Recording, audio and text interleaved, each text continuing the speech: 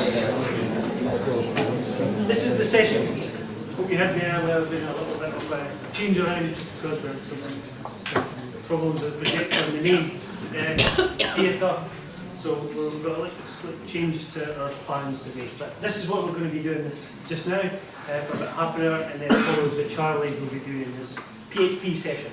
Okay, so this morning we were hearing a lot about all the changes that are going on. We obviously know mostly about the curriculum changes, curriculum for excellence, and then higher computing, massive changes, and the plans that hopefully there won't be so many massive changes in the future, because we'll do it incrementally as and when, based on kind of how various advisory groups will kind of feedback to us as to what we should be doing.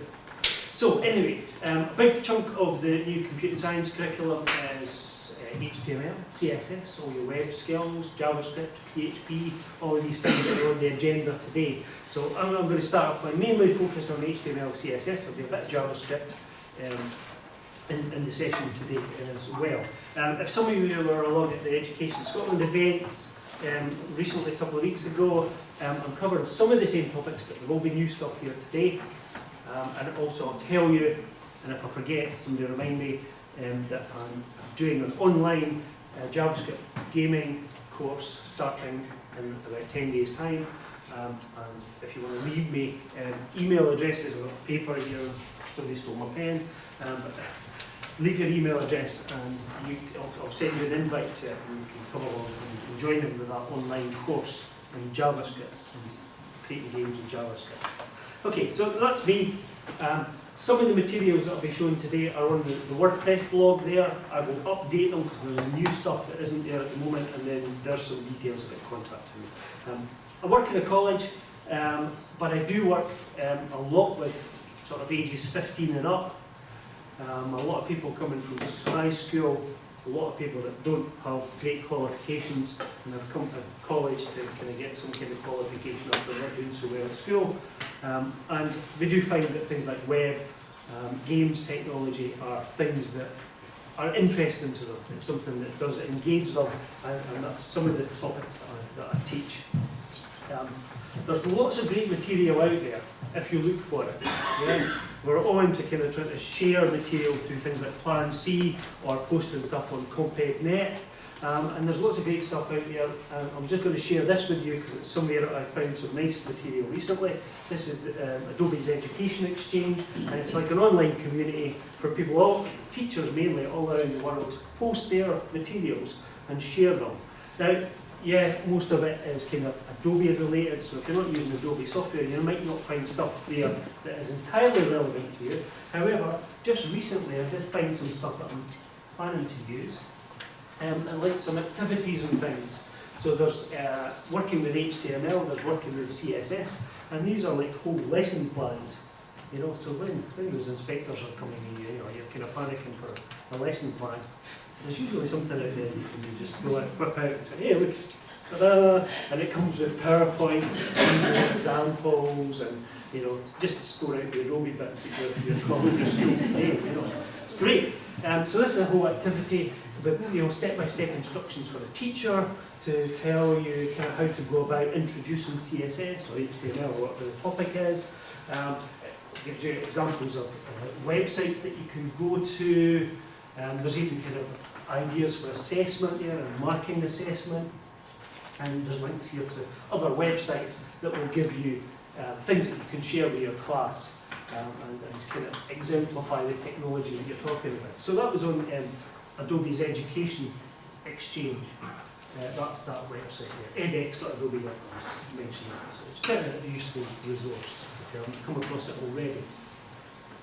Other great resources that I use quite regularly, Code Academy, I'm sure you know about. You can go in and do online courses in HTML, CSS, PHP, JavaScript, and a whole bunch of other things, Python, etc. Kirsty didn't mention it today, but she should have. Is that Education Scotland have partnered with Code Academy. Coming very, very soon is some materials that are going to be in line with the computing science curriculum on Code Academy. It's been developed by a retired teacher, So somebody who has been working in IT and computing, teaching for quite some time, and I believe it's going to cover a range of things, all the stuff. So today's agenda is HTML, CSS, JavaScript, PHP, I think are going to be there. So that's all online stuff that you and your pupils can use. So that's coming soon. I don't know the date for it, but it certainly got mentioned at Education Scotland meeting a couple of weeks ago, so I thought I'd bring it up again today. Another website I would really like for getting ideas is WebMaker. WebMaker is run by Mozilla, who make the Firefox browser. They've got lots of nice tools on there. We've got a tool called Thimble, which allows you to create web pages and see the results immediately, a bit like Codicar, really. But it also allows you to save your work and share it with others, which is really good. And I have stolen some ideas from that website because they're good ones, and I'll share one with you just in a little while. Another place I had a look at and dip into more recently was code.org. For the last couple of years, there's been this sort of international event called the Hour of Code to encourage people to learn a bit of coding. And code.org is a website that has supported that for the last couple of years, and they have some really cool stuff on there. Like this. You can build games in a Scratch-like environment using characters from video games that your pupils will recognise. So in this example here, we've got characters from Angry Birds, and you've basically got to get the bird to where the pig is in the maze by programming it in a very Scratch-type way. Nice. Doesn't take very long to do. This is a kind of an hour-long lesson, so you can maybe fit that into a lesson somewhere along the way. And it's not just this kind of stuff. There are a whole bunch of other tutorials in a similar fashion. A lot of them are game-based, but for programming using different languages. So there's also a JavaScript-based one as well, where you can kind of join up blocks of JavaScript code to make a character go on an adventure to a dungeon. It's actually very good if you like that. So that's on code.org. So lots of great resources out there. Also, this is a fantastic resource. This is a free bit of software which is great for doing all your kind of coding stuff, whether it's JavaScript or PHP or HTML. This software is quite new. I've been using it, it's been in beta stages over the past, I don't know, year and a half. And version 1, the actual release version 1, just came out 2 weeks ago. It's open source, so it's free, but it is supported by Adobe as well, so it's got a lot of backing behind it, a bit of money behind it. And it's a code editor, and it's just got some great features. Because it's got so many people supporting it, it's got great stuff. One of the key things I really like about it is live HTML development, which means you have your code editor open, and you see your live web page inside your browser, and as you make changes, it just automatically updates your browser. But also for teaching, I'm going to do a demo of this because it's worthwhile seeing.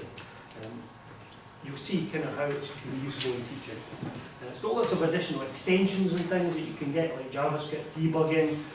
It's got support for different languages, so if you're doing Python or something more exotic than that, probably not too basic, but some other languages and things. It's got extensions for helping, like code hinting and debugging and stuff. Another crucial thing is it's got a portable version, so you can put it in the pen drive and carry it around with you. Give it to pupils to take home.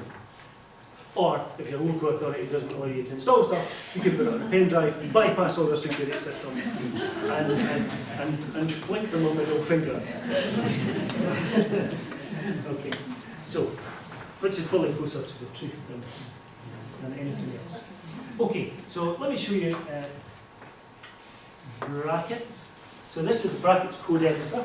I just have a simple web page in here which has got a little form in it, and the idea behind this is a lesson I use. Actually, one of the very first HTML lessons I do is this. Okay, if I hit this little button here, it's like a little live wire sort of lightning strike, it brings open my Chrome browser and actually shows me the web page. Okay, my brackets software is actually running like a web server. Okay, and it's sending the live code to my browser. And that's particularly useful for when you do some like JavaScript coding, because some JavaScript won't run locally. It has to come through a web server because of the security issues. You can't access like local files and things with JavaScript because that would be the world's best virus launching system. Yeah, so you can't do that. You need a web server to run that. Not for kind of basic JavaScript, but for some more advanced stuff. Okay, you need to have a web server. But Brackets bypasses that. It kind of has a web server built in. Unfortunately, it doesn't do PHP and stuff like that just yet. But you can see that sort of support will be coming in the future. So this is one of the first lessons I do with my students. I get them to turn into hackers for the day, and we've got to try and hack into this website. Now, I got this idea that I would try and engage my students a little more by just teaching things a little bit differently.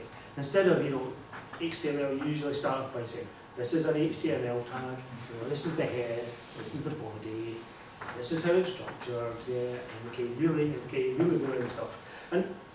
And same comes with programming. You start to teach programming and you say, right, a variable is this, and it stores information, you can have a type, but it's completely abstract concepts because people don't understand that. They see the end result, the user interface, and they think that's what a program is, and they've no experience actually using code. So what I tend to do is give them a kind of real life example, have a little play about with it, do a fun activity like this, trying to work out what the passcode is for this website, and then we'll look at the code and see how it's put together. And because this is HTML and JavaScript, it kind of shows how these two technologies fit together. And that's something perhaps a lot of people don't initially understand. Now, the idea behind the White Hat Academy, I'll explain that in a little while. But a white hat hacker is somebody who's a hacker and uses the hacking skills for good, to improve security on systems and things like that, try and test systems and make sure that they're secure. So my idea is to kind of do a set of activities where you're kind of a member of this academy of white hat hackers, and you get a number of different activities that involve hacking or are kind of related to that. So it gives it that kind of edge of cool. Yeah. So the first task is you're going to hack into this website. You've got a 4-digit PIN code to get and to get into this system, and you're going to work it out. So we could just look at the code, obviously, but perhaps your students right at the beginning don't realise that they can go into the code and have a look at it. So what we've got here is we've got a clue, and the clue here, when I click the clue button, says Bannockburn. Okay, and if you know your history, it's a tenuous way of linking in other bits of the curriculum. Very tenuous. Right? Okay, kids, when was Bannockburn? 1746, sir. No, that's Culloden. No. Bannockburn, when was that? Right, okay, 700 years ago. Right, okay, 2014, take away 700. See, a bit of maths. Okay. Right, okay, 1314. Right, okay, let's see what happens if we put 1314 in. Okay, yeah, it says password okay. Not that exciting either. But let's have a little look at code here. I'm going to just drag this over to one side so I can still see it. I wish I had a wide screen, it would be better. Right? So here's my code. So what we then do is go and actually have a look at the code. If they don't know what the data is to get into this system, we can then just go and have a little bit of a look at the code. And that's where we start to see these elements that make up the website. And I just give them 5 minutes to have a look at this and figure it out. It pretty much says there, this line here gives you some indication of what the password is. So PIN code value 1314, something fairly straightforward.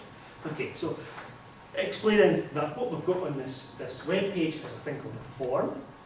And what's really neat is, if I click on the form here in my code, see it highlights in my web browser? How cool was that? Right? Not many code editors do that.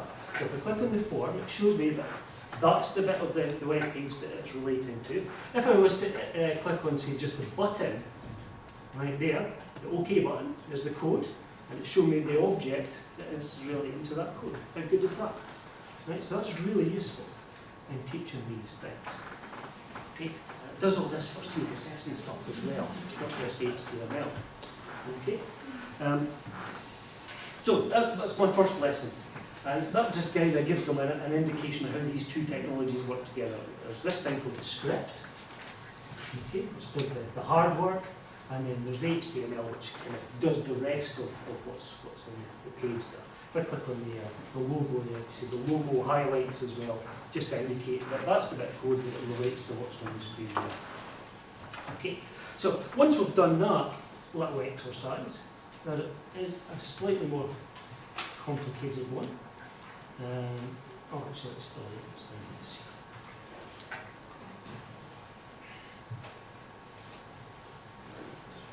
Okay, same sort of thing. We've got a form, but significantly it's changed a little bit, because in this example we've got some CSS that is affecting the look of the page. So what I get the students to do is have a look at the two different web pages and do a comparison. What's the difference between the first one and the second one? And there are a number of differences. First thing is, you can't find the password, right? Because there's no password inside the code here. Okay? The difference being that what I'm doing is linking to an external JavaScript file. So that's where all the code is. So the script that was in the previous one is gone. It's now in a separate file. So then you can introduce external files, external JavaScript files. The rest of it is pretty much identical though, apart from the bit where you click the button and it says go and run a function called check password. Okay? And the check password function is in some separate JavaScript which is there. Okay? So this one's different. The clue is millennium in that one, and the password is 2000. And it also, if you don't put anything in, it prompts you with a message as well. Tells you've got the wrong password and things as well. So slightly more complex because we've got some more conditional statements in there. And they also should notice that the web page looks different because we're applying a style to the web page. So we've got a style sheet as well. So if I just bring up the style sheet, which is here. Okay, let's pop that over to one side and pull that up. So again, with the styles here, I can click on things like my font there, which is Verdana, and it shows me which part of the web page is being affected by it. Okay, if I choose a colour, it shows me that colour there, or that area there is affected by that colour. And it also gives me a little pop-up of what that colour is. And if I want to change it, right click, choose quick edit, and look at that, it's got a little colour picker right inside the lines, right?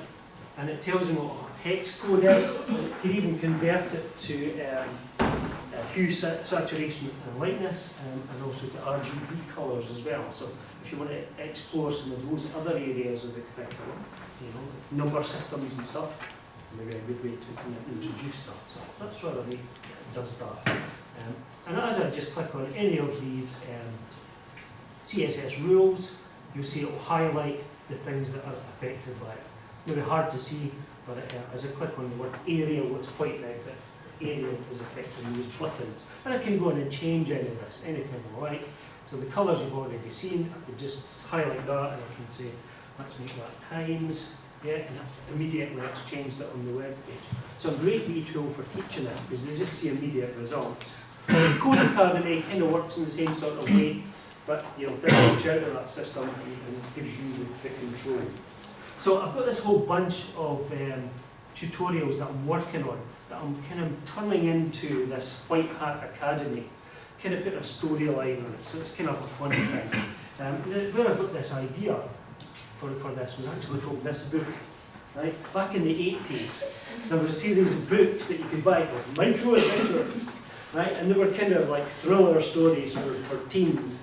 And in this book here, you read the book and it's about like Earth's going to be attacked by Martians or something, space invaders, right? And you get to about page 5 and you've got to write a program to save the world, right?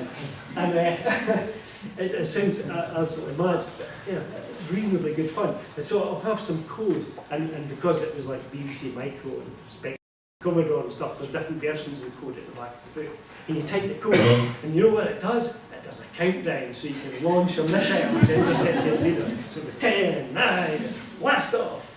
But just with text, so it's nothing really that exciting. However, about 2 years ago, I heard about a group of teachers in America who were thinking about revitalising this idea.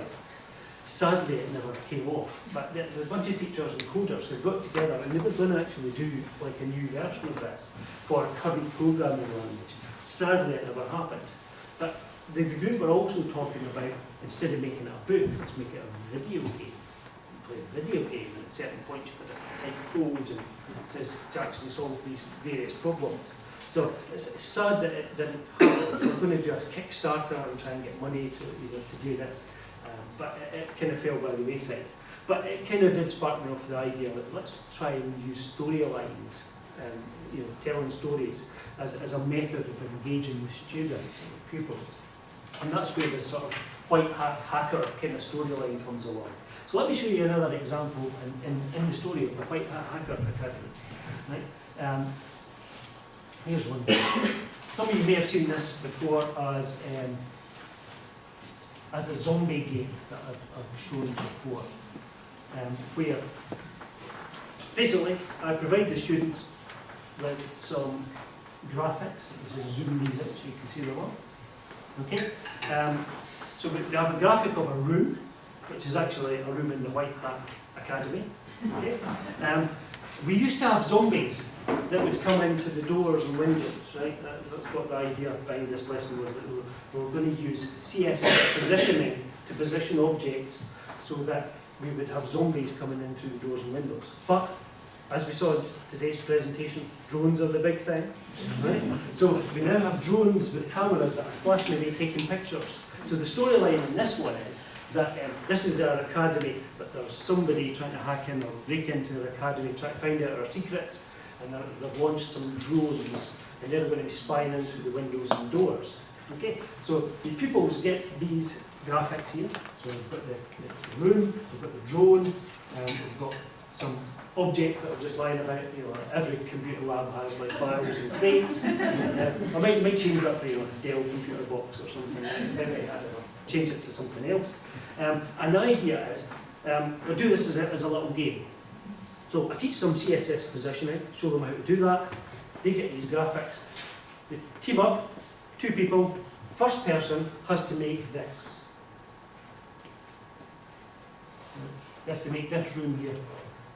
Right, so they organise these graphics so that the drones are looking into the windows and the door, and there's one barrel and one crate in the room. And we time them, right? So 6 minutes, roughly, usually. 6 to 7 minutes is what it takes a little bit to build this. Okay, once we've shown them how to position one object, and also shown them about layering, how the layers work.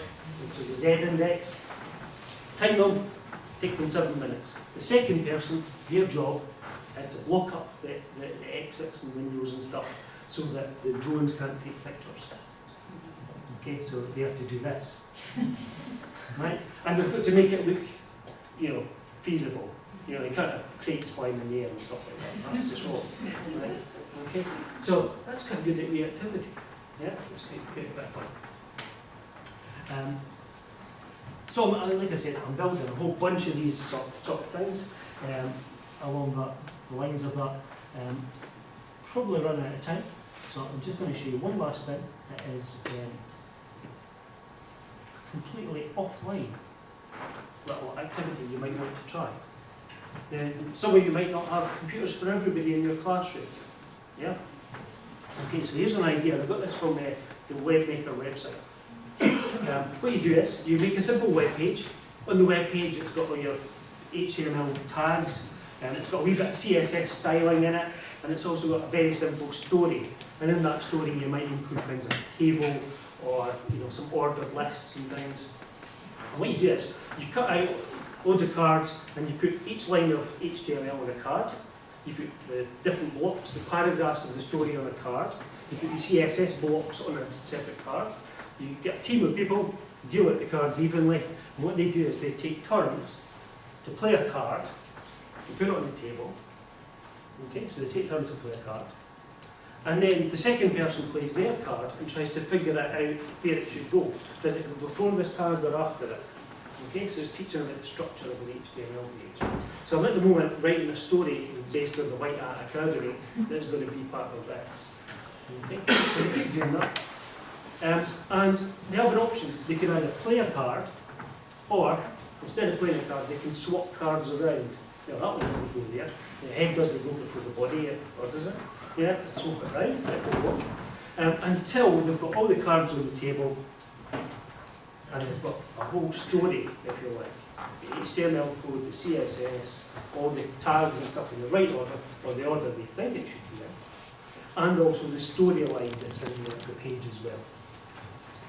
And then you can type in the code and then see what the page looks like. Right, so I'm writing this bestseller, the wannabe matter, and that'll be it next Christmas. I'll buy it now. Okay, so what I'm kind of asking you to try and do is think about different ways of engaging your pupils.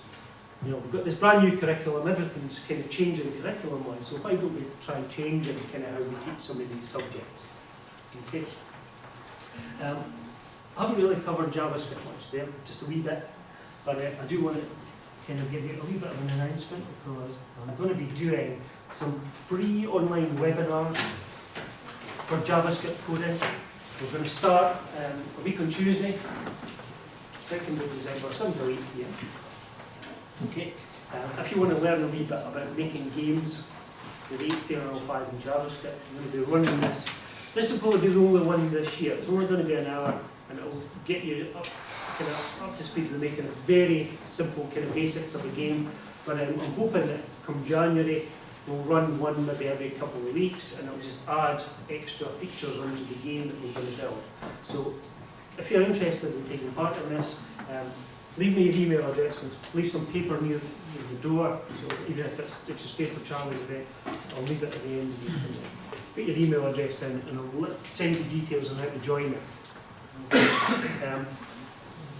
It will get recorded, so if you can't make the live class, don't worry about it. I've got your email address, I'll send you a link to the recording so you can watch it. Okay? And there will be an opportunity in there for kind of questions and answers and things, as well as me just demonstrating some of the stuff. Just a very quick look at kind of what I'm planning to do as part of that. Okay, here's a very simple game. This is my first lesson I do with my game design class. I give them this game. Immediately you see that game, you know what to do. Right? Most people can work out what you do. Right? You can work out who you are. You're the white guy. Okay? The red things that are moving, the baddies, stay away from them. There are things that look a bit like coins. You obviously collect them, and it does say score at the top. So you can very much work out it's a platformer game. Yay! You can jump about. Fantastic. Yay! Go, and I'm just going to collect that coin. Oh, it makes a noise. My score's been up by 5. What happens if I touch the red guy? Oh dear, it resets. Okay. Try again. Let's jump over there. Oh, that's harder, that one. Oh, pressure. It's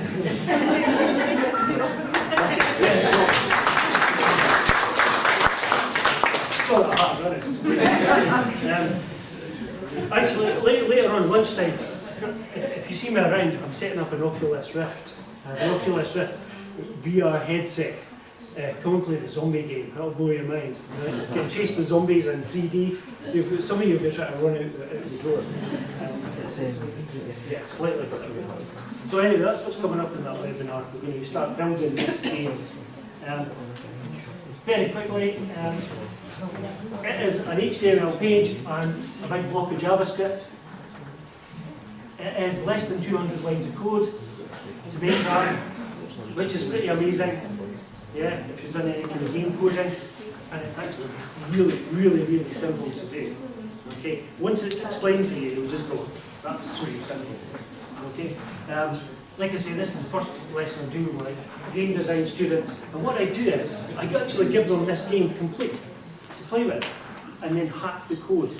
And I give them some instructions. See in the comments here, I've got some instructions. Replace the coin with a star or diamond, and I give them some graphics. And they've got to work out how you load the graphic in and display it on the screen instead of the coin. I also say change the background colour, so you've got to figure out where the colour is set inside the code. Swap the player and the enemy graphics, so that the player is now the red person and the enemy is the white. Okay, so that is kind of hacking around. Increase the coin value from 5 to 10, so every time you pick a coin up, it's 10 points instead of 5. So I give them this, and it's amazing to just go and do it, just get right into it, figure it out, okay, with hardly any teaching. Yeah? There's a bit of code, that's what I want you to do, figure it out. And you can just test it and see it all changing, kind of live in front of them. And I sit back, and have a cup of coffee, and do a bit of marking, say newspaper in, fantastic. Charlie Simpson to get going here. I'm all good. Yeah, okay. So thanks folks, but you, just a reminder that the webinar coming up, if you want to sign up for it, just leave your email. Oh, I've got one already. Right, I'll leave it just over here with a pen and stick your email. Let's pass it around.